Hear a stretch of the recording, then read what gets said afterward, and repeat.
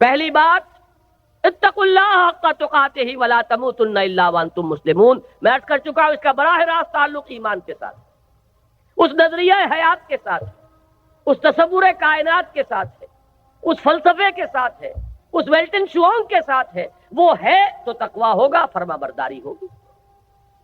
اب جو یہ جیسے میں مثال دیا کرتا ہوں کہ ایک فصیل ہے، اینٹوں سے بنی ہے، فصیل کی قوت کا دار و مدار، استحکام کا دار و مدار دو چیزوں پر ہے۔ ہر اینٹ پکی ہو، پختہ ہو، کچی اینٹ نہ کہیں لگ گئی ہو، جہاں کچی اینٹ لگے گی وہیں اندیشے کی جگہ بن گئی، پوٹینشیل ڈینجر کا مقام ہے، پوٹینشیل ویکنس۔ پھر یہ کہ ان کو جوڑنے والا مسالہ وہ مضبوط ہو، سیمنٹ سبسٹنس، چونا ہے، گارا ہے، سیمنٹ ہے، مضبوط ہو، مارٹر مضبوط ہو۔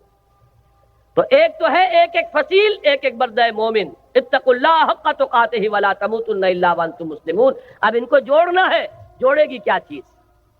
جو فکر میں ہم آہنگی پیدا کرے، وہ چیز واعتصموا بحبل اللہ جميعا ولا تفرقوا، اللہ کی رسی کو مضبوطی کے ساتھ مل جل کر تھام لو، اس سے چمٹ جاؤ، تفرقے میں نہ پڑو۔ یہ قرآن ہے جو جوڑے گا۔ بہت ہی عمدہ الفاظ میں علامہ اقبال نے کہا ہے، ماں ہما خاکو دلے آگاہ اوست، از یک آئینی مسلمان زندہ است۔ دونوں اشعار سن لیجئے۔ مسلمان کی زندگی جو ہے ایک آئین کے بدولت ہے۔ اے کرے ملت ز قرآن زندہ ہست، ملت کا یہ جسد جو ہے اس میں حیات، روح جو ہے وہ قرآن سے۔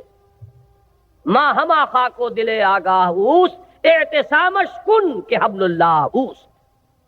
ہم تو خاک کے مانندے، جیسے جسد خاکی ہے، اس میں روح ہے جو حیات کا ذریعہ ہے، تو در حقیقت ماں ہما خاکو دلے آگاہ اوست، اعتصامش کن، جسد ملی کے اندر وہی مقام جو ہے قرآن کا ہے، مضبوطی سے تھامو حبل اللہ۔ یہی ابھی گزشتہ بدھ کو جو میرا مضمون چھپا تھا، جو الہدا ہی کے سلسلے کی اقساط آ رہی ہیں جنگ میں، شاید نظر سے گزری ہو، وہ اسی موضوع پر تھی، واعتصموا بحبل اللہ جميعا ولا تفرقوا۔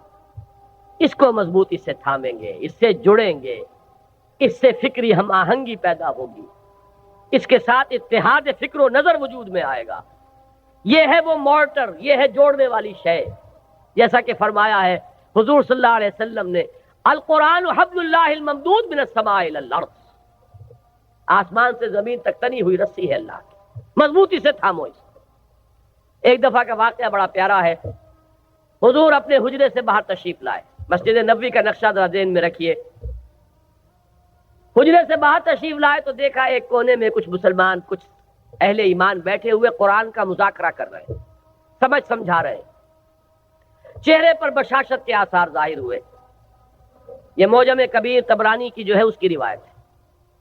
آپ تشریف لائے، ایک سوال کیا بڑا عجیب، بلکہ اس سوال کو تو یوں سمجھ کر سنیے کہ جیسے کہ حضور یہ سوال مجھ سے اور آپ سے بھی کر رہے ہیں۔ الستم تشہدون اللہ الہ الا اللہ وانی رسول اللہ وان ھذا القرآن جاء من عند اللہ، کیا تم اس بات کی گواہی نہیں دیتے کہ اللہ کے سوا کوئی معبود نہیں، میں اللہ کا رسول ہوں اور یہ قرآن اللہ کے پاس سے آیا ہے؟ صحابہ کا جواب کیا ہو سکتا تھا؟ بلا یا رسول اللہ، حضور کیوں نہیں، بالکل ہے، ایسا ہی ہے۔ اب آپ نے فرمایا فابشروا، بشارت حاصل کرو، خوشیاں مناؤ، فإن هذا القرآن طرفه بيديكم وطرفه بيد الله، اس لیے کہ اس قرآن کا ایک سرا تمہارے ہاتھ میں ہے، ایک سرا اللہ کے ہاتھ میں۔ یہ ہے وہ قرآن، وہ حبل اللہ، واعتصموا بحبل اللہ جميعا ولا تفرقوا۔ اس کے بعد وہ تاریخ کا حوالہ دیا، واذکروا نعمت اللہ علیکم اذ کنتم اعداء فالف بین قلوبکم، یاد کرو احسان جو اللہ کا تم پر ہوا جبکہ تم دشمن تھے، ایک دوسرے کے خون کے پیاسے تھے۔ اوس اور خزرج کی دشمنی چلی آ رہی تھی 100 برس سے، قبیلے لڑ رہے تھے، پھر اللہ تعالیٰ نے تمہارے دلوں میں الفت پیدا کی، ایمان کی الفت، مقصد کی ہم آہنگی، نظریات کا اشتراک۔ وَكُنْتُمْ عَلَىٰ شَفَا حُفْرَةٍ مِّنَ النَّارِ، جب بھی ان الفاظ سے گزرتا ہوں ایسے محسوس ہوتا ہے جیسے ایک حدیث میں الفاظ آئے فیہ ذکرکم، یہ جو قرآن ہے اس میں تمہارا ذکر ہے، اور بلکہ اس سے پہلے الفاظ ہیں فیہ خبر ما قبلکم ونبأ ما بعدکم وحکم ما بینکم۔ حضرت علی کی روایت ہے یہ، حضور نے فرمایا اس قرآن میں تم سے پہلوں کی خبریں بھی ہیں، تم سے بعد کے حالات کی اطلاعات بھی ہیں، اور جو بھی تمہارے مابین کبھی اختلاف ہوگا اس کا حل اور فیصلہ موجود ہے۔ تو ہمارا ذکر کہاں ہے؟ کنتم علی شفا حفرۃ من النار، تم تو آگ کے گڑھے کے کنارے تک جا پہنچے تھے، فانقذکم منہا، تو اللہ نے تمہیں اس سے بچایا اور نکالا۔ آج جو حالات پاکستان کے، جس کا تھوڑا سا نقشہ میں نے کھینچا تھا، زیادہ تفصیل میں جانے کا وقت نہیں ہے، میرا جو نقطہ نظر ہے میثاق میں اس ماہ کے پرچے میں وہ آ چکا ہے تفصیل سے، لیکن یہ کہ ذرا بھی آنکھ کھلی ہو، شعور کی آنکھ، اور حالات کا کوئی مشاہدہ ہو رہا ہو، تو یہ بالکل رائٹنگ آن دی وال کی طرح یہ حالات سامنے موجود ہیں۔ ہم آگ کے تباہی کے گڑھے کے کنارے تک پہنچ چکے۔ اللہ بچا سکتا ہے، اسے قدرت حاصل ہے، لیکن یہ بچاؤ ہوگا اسی طور سے جس طور سے کہ اس وقت اس نے بچایا تھا، محمد الرسول اللہ کے ذریعے سے بچایا تھا صلی اللہ علیہ وسلم۔ حضور فرماتے ہیں کہ میری اور تمہاری مثال ایسی ہے کہ آگ کا ایک الاؤ ہے، تم اس میں کود پڑنا چاہتے ہو اور میں تمہارے کپڑے پکڑ پکڑ کر گھسیٹ رہا ہوں۔ اس طریقے سے اسی نسخے کو اختیار کریں گے تو بات بنائے گی۔ وَاذْكُرُوا نِعْمَةَ اللَّهِ عَلَيْكُمْ إِذْ كُنْتُمْ أَعْدَاءً فَأَلَّفَ بَيْنَ قُلُوبِكُمْ فَأَصْبَحْتُمْ بِنِعْمَتِهِ إِخْوَانًا وَكُنْتُمْ عَلَى شَفَا حُفْرَةٍ مِّنَ النَّارِ فَأَنقَذَكُم مِّنْهَا كَذَلِكَ يُبَيِّنُ اللَّهُ آيَاتِهِ لَكُمْ آيَاتِهِ لَعَلَّكُمْ تَهْتَدُونَ۔ اس طرح اللہ تمہارے لیے اپنی آیات کی تبیین کر رہا ہے، وضاحت سے بیان کر رہا تاکہ تم ہدایت اخذ کر سکو، راستہ تمہیں نظر آ جائے، اس پر چل سکو۔ آخری آیت میں ہے وہ مقصد کا اشتراک، وَلْتَكُن مِّنكُمْ أُمَّةٌ يَدْعُونَ إِلَى الْخَيْرِ وَيَأْمُرُونَ بِالْمَعْرُوفِ وَيَنْهَوْنَ عَنِ الْمُنكَرِ وَأُولَٰئِكَ هُمُ الْمُفْلِحُونَ۔ اور چاہیے کہ تم سے ایک ایسی جمعیت وجود میں آئے، ایک ایسی امت وجود میں آئے۔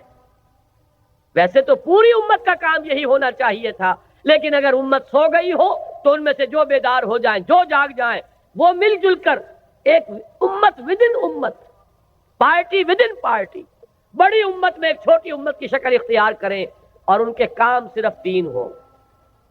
عہد کر کے اٹھیے اگر ان باتوں کی سچائی اور صداقت کی دل گواہی دے کہ یہ 3 کام ہو جائیں ہمارے مقصد، یدعون الی الخیر ویامرون بالمعروف وینہون عن المنکر، دعوت خیر، بھلائی کی دعوت۔ انشاءاللہ اس بدھ کو جو یہ قسط آ رہی ہے میری، اس میں اسی آیت پر گفتگو ہے، اسی لیے مجھے بڑی سہولت ہے کہ میں اس وقت اشارہ کر کے یہاں سے گزر جاؤں گا کہ آپ ذرا توجہ کے ساتھ اس بدھ کو انشاءاللہ جو آئے گی اس میں کوئی ناغہ نہ ہو جائے، اللہ تعالیٰ کوئی رکاوٹ اس میں اللہ کی طرف سے نہ آ جائے۔ تو اس میں اسی آیت پر، اور پھر 2 اور قسطیں آئیں گی جو اسی موضوع پر ہیں۔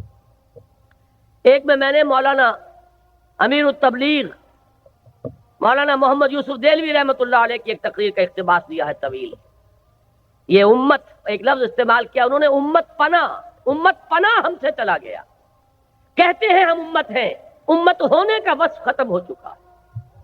وہی بات جو اقبال نے کہی تھی کہ آج کوئی امت محمد یا امت مسلمہ دنیا میں موجود نہیں ہے، جو چیز بالفعل موجود ہے وہ کچھ مسلمان اقوام ہیں، امت محمد صلی اللہ علیہ وسلم، امت مسلمہ نام سے کوئی شے موجود نہیں، لیکن اسے وجود میں لانا ہے، اس کے لیے جینا، اس کے لیے مرنا۔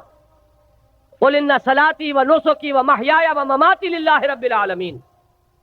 یہ ہو مقصد، عمل کے لیے یہ ہو ہدف، اپنی صلاحیتوں کے صرف کے لیے یہ ہو میدان۔ دکھائیے جولانیہ اس میں، آئیے مل جل کر ایک امت بنیے، ایک اجتماعی قوت بنیے۔